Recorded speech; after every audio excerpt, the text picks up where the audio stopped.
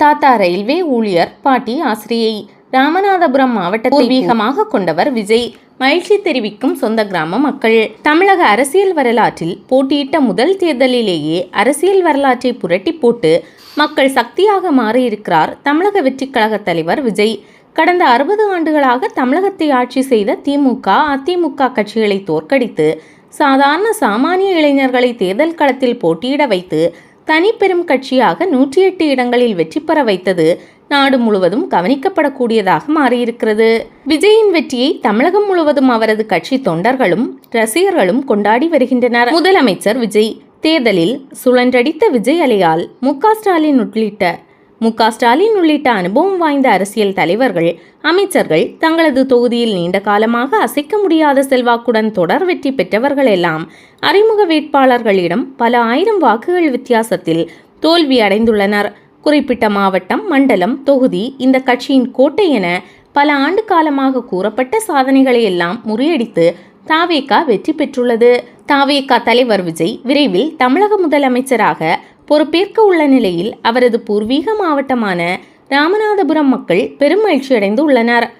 விஜயின் தந்தை எஸ். ஏ. சந்திரசேகர் ராமநாதபுரம் அருகே உள்ள திருப்புல்லானி ஒன்றியத்தை சேர்ந்த ரகுநாதபுரத்தை அடுத்த முத்துப்பேட்டை கிராமத்தை சேர்ந்தவர் ஆவார். எஸ். ஏ. சந்திரசேகரின் தாயார் முத்துப்பேட்டை மற்றும் சந்திரக்குடி அருகே காமன்கோட்டை ஆகிய ஊர்களில் உள்ள அரசு பள்ளிகளில் ஆசிரியையாக வேலை பார்த்தவர் என கூறுகிறார்கள். சந்திரசேகரின் தந்தை சேனாதிபதி, தங்கச்சி மடம், சத்திரக்குடி ஆகிய ஊர்களில் ரயில்வே ஸ்டேஷன் மாஸ்டராக பணிபுரிந்தவர். சந்திரசேகர் ராமநாதபுரத்தில் படித்து வளர்ந்தவர். அதன்பின் சினிமா டைரக்டராகி வெற்றி பெற்றார். சந்திரசேகர் சென்னையில் வசித்து வந்த நிலையில் அவரது தந்தையான சேனாதிபதி முத்துப்பேட்டை கிராமத்தில் வசித்துள்ளார். இவரது கல்லறை முத்துப்பேட்டை தேவாலயத்தில் உள்ளது. இந்த கல்லறைக்கு சந்திரசேகர் அவ்வப்போது வந்து அஞ்சலி செலுத்துவதாக கூறுகிறார்கள். விஜய் தனது 10வது வயதில் தனது தாத்தாவின் கல்லறைக்கு வந்து சென்றதாக அந்த ஊரில் வசிக்கும் சிலர் கூறினார். விஜய் பிறந்தது, படித்தது, வளர்ந்தது எல்லாம் சென்னையாக இருந்தாலும் அவரது பூர்வீகம் ராமநாதபுரம் மாவட்டம் முத்துப்பேட்டை கிராமம் ஆகும். ராமநாதபுரம் மாவட்டத்தை சேர்ந்த விஜய் முதலமைச்சராக பொறுப்பேற்க உள்ளதை நினைத்து இந்த மாவட்ட மக்கள் பெரும் மகிழ்ச்சி அடைந்துள்ளனர். விஜய் முதலமைச்சராக பொறுப்பேற்ற பின்பு அவரது சொந்த ஊரான முத்துப்பேட்டை கிராமம் மற்றும் ராமநாதபுரம் பகுதிக்கு வர வேண்டும் என்றும் இப்பகுதி மக்கள் தங்கள் விருப்பத்தை தெரிவித்து வருகின்றனர். ராமேஸ்வரத்தை சேர்ந்த அப்துல் கலாம் இந்திய ஜனாதிபதி பதவியை அலங்கரித்தவர்.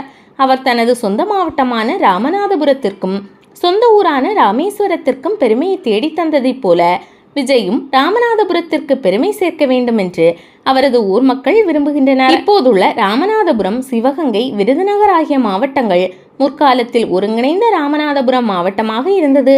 அவ்வாறு ராமநாதபுரம் மாவட்டமாக இருந்த காலத்தில் V.S. குமாரசாமி ராஜா, பெருந்தலைவர் காமராஜர் ஆகியோர் தமிழக முதலமைச்சர்களாக பொறுப்பு வைத்து பெருமை சேர்த்துள்ளனர். 1985ஆம் ஆண்டில்தான் விருதுநகர் மாவட்டம் என்பது ராமநாதபுரத்திலிருந்து பிரிக்கப்பட்டது. அந்த வகையில் பார்த்தால் தற்போது ராமநாதபுரம் மாவட்டத்தை சேர்ந்த 3வது நபராக விஜய் தமிழக முதலமைச்சராக பொறுப்பேற்க உள்ளார் என்றும் மகிழ்ச்சியுடன் கூறினார்.